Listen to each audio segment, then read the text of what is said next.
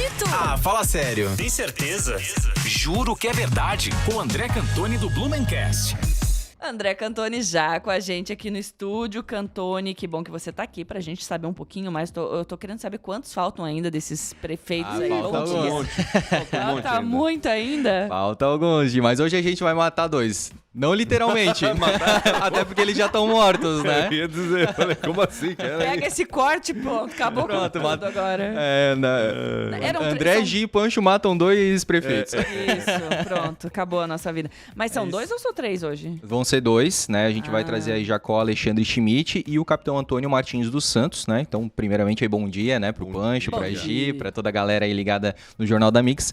Pois é, a gente vai trazer então inicialmente o Jacó Alexandre Schmidt, que, fazendo um rápido flashback aí do último prefeito, que foi o Antônio Cândido de Figueiredo, ele pediu demissão do cargo exatamente porque ele não concordava com a nomeação do interventor federal, o Aristiliano Ramos, né? Interventor federal. Isso porque a gente estava ali na época da Revolução de 30, né? O Getúlio assumindo o poder do Brasil, e aí o Getúlio nomeia o Aristiliano Ramos como governador, né? Só que na época se chamava interventor federal, que é essa nomeação direta, né? Não é uma eleição democrática, né? Então, o Antônio Cândido de Figueiredo, por não ter concordado, ele pede demissão e aí o Aristiliano Ramos, né, governador de Santa Catarina, indica o Jacó Alexandre Schmidt. Ele fica, então, de 33 a 34, tá? 1933 a 1934. Exatamente, tá, Pancho? Um aninho. Pouquinho. Exatamente. E aí, então, ele também é um alemão, né? Ele nasceu na Alemanha, vamos contar um pouquinho a história dele, né? Mas ele veio para Blumenau com 15 anos. Ele trabalhou lá no hotel e açougue Hollitz, né? O Ricardo Hollitz, lá onde hoje é o Grande Hotel, né, na Alameda ali com a rua 15 de novembro. E depois ele montou uma cocheria. Confesso que eu tentei procurar o que era cocheria e só encontrei cocheira, né? Nem o Google conseguiu me ajudar nessa, né? Mas eu acredito que fosse alguma coisa como se fosse uma espécie de garagens para carruagens, né? Para carroças e tudo mais, né? Cocheria pode ser o que De faz. coxinha? Olha, é um bom nome, hein? Mas poderia que faz a cocheira. Pode ser também, que monta, né? Que fabrica pode também. ser.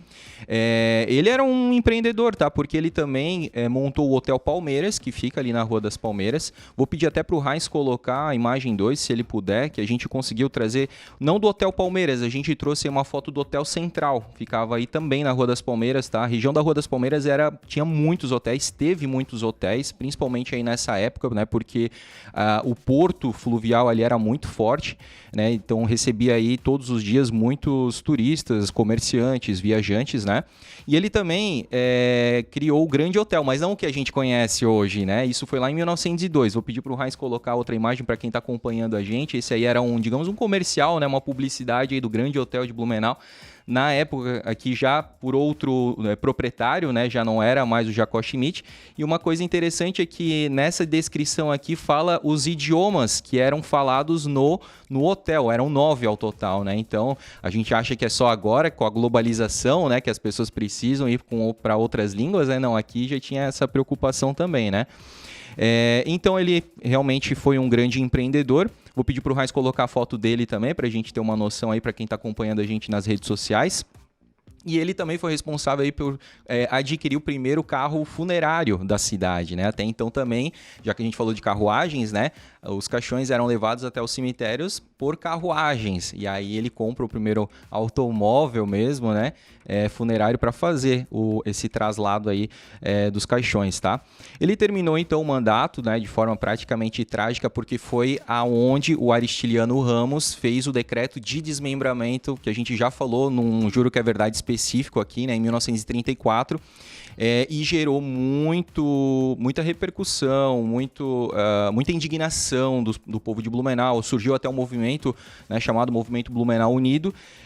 O protesto foi, né, pelas ruas aí, os blumenauenses de todos os lados. Lembrando, né, que Blumenau ia até curitibanos, então Blumenau tinha mais de 10.500 quilômetros quadrados, hoje ela está em apenas 500 quilômetros quadrados, olha só, né, praticamente 10 mil quilômetros foram diminuídos aí, né? Ela ficou subdividida em vários outros distritos, né? Distrito de Indaial, de Rio do Sul e tudo mais. E aí o Aristiliano Ramos, ele fechou as entradas da cidade, ele não conseguiu mais governar. E aí ele precisou sair praticamente fugido aqui da cidade. Os amigos dele que ficaram acabaram até sendo agredidos aqui, né? Então teve uma perseguição bem complicada. O comércio baixou as portas, ficou dias sem funcionar. Realmente uma situação bem difícil, tá? E para finalizar aqui, né, vamos trazer rapidamente, esse teve uma passagem ainda mais rápida, né, ainda mais, não diria meteórica, né, mas muito rápida mesmo aqui, que é o capitão Antônio Martins dos Santos, 16º prefeito de Blumenau. Ele foi... já que o Jacó Schmidt, ele, né, ele saiu fugido aqui da cidade, né, porque não aguentou a pressão da manifestação da população, ele foi também nomeado pelo interventor Aristiliano Ramos, já sendo, né, um militar, né, ele era do quartel, ele era natural do Paraná. Ele veio aqui só para realmente diminuir os ânimos, né, da população, nesse sentido, amenizar aí as manifestações e garantir que esse decreto do desmembramento fosse executado, né? Ele ficou apenas 6 meses aqui na administração, ele deu continuidade a algumas obras e depois deixou o cargo e foi para Florianópolis e depois acabou falecendo no Paraná, né? Interessante, então, que o Jacó Schmidt tem uma rua, né?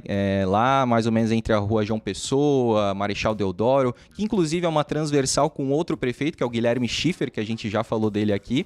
Já o capitão Antônio Martins dos Santos não tem, provavelmente exatamente porque, né, o blumenauense se sentiu aí muito dolorido, né, por essa situação que aconteceu e, querendo ou não, o capitão Antônio Martins dos Santos precisou executar esse decreto, né, que machucou bastante a população de Blumenau na época. Veio para isso, na realidade, né? Dá para ver que ele foi nomeado só com essa função, exato, né, de apaziguar aí os ânimos, né, de esfriar os ânimos do blumenauense que estava descontente com a divisão da cidade, né? Que foi dividida em várias outras cidades, enfim.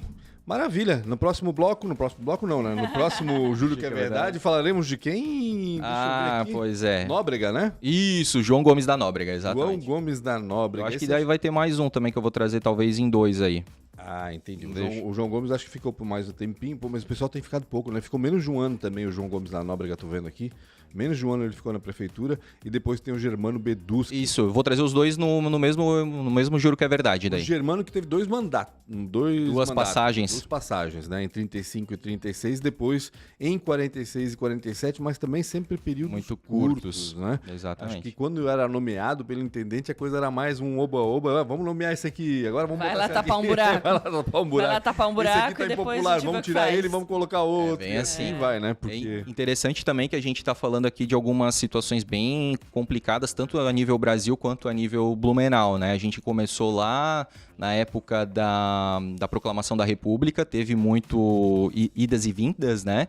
Depois a gente teve ali a Revolução Federalista, que aconteceu em 1893, né? Os federalistas contra os republicanos.